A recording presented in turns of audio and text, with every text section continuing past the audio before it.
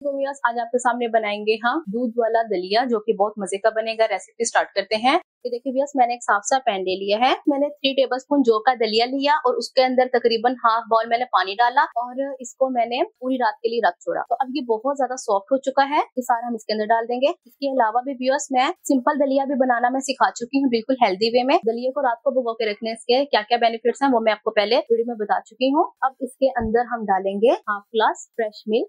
बिस्मिल्लाहिर्रहमानिर्रहीम। फ्लेम को ऑन करेंगे, मिक्स करेंगे।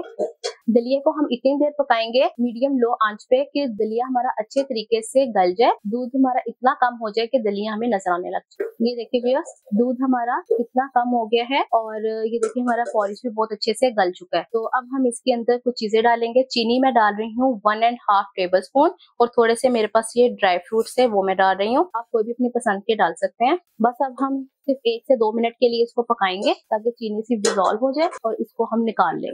देखिए भैया हमारा दूध वाला दलिया बनके रेडी हो गया है। तो आप इसको अपने ब्रेकफास्ट में भी यूज कर सकते हैं। आप मुझे कमेंट बॉक्स में बताना कोई रेसिपी कैसी लगी। इंशाल्लाह मैं नई रेसिपी आपके सामने हाजिर होंगे। अल्लाह हाफिज।